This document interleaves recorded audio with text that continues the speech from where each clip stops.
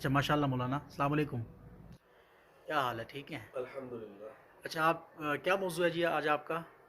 آج ہمارا موضوع ہے کہ نماز کے بعد، نماز کے اندر تکبیر تحریمہ کہنے کے بعد ہاتھ کہاں پر باندھنے ہیں؟ ہم، ناف کے اوپر باندھنے ہیں یا ناف کے نیچے تو یا نہیں باندھنے ہیں؟ آپ کیا سمجھتے ہیں کہ کہاں باندھنے چاہیے؟ آپ کہاں باندھتے ہیں ویسے؟ آپ یہ بھی بتائیں نا کہ صحیح کون سا ہے کون سا غلط دیکھیں ہے؟ پاکستان کے اندر جو ہے نا وہ احناف چونکہ الحمدللہ زیادہ ہیں، اور وہاں پر مکہ اور مدینہ کے اندر جو ہے نا وہ حنبلی زیادہ ہیں، تاہم امام احمد بن حنبل رحمۃ اللہ علیہ، ان کے ہاں بھی جو ہے نا وہ کیا ہے، تحت صدر یعنی سینے پر ہاتھ باندھنا ان کا مسلک نہیں ہے۔ اس بات کو انشاءاللہ میں ویڈیو کے اندر جو ہے نا واضح کروں گا، اور جو ہے نا ہم تو ظاہر ہے کہ آپ اور ہم احناف ہیں یعنی حنفی ہیں، اور اس لحاظ سے چاروں ائمہ میں سے امام ابو حنیفہ رحمۃ اللہ علیہ کی تقلید کرتے ہیں، اور ان کے ہاں تحت سرہ ہے یعنی ناف کے نیچے ہاتھ باندھنا۔ اس کی تفصیل انشاءاللہ جو ہے نا بیان کے اندر آ جائے گی،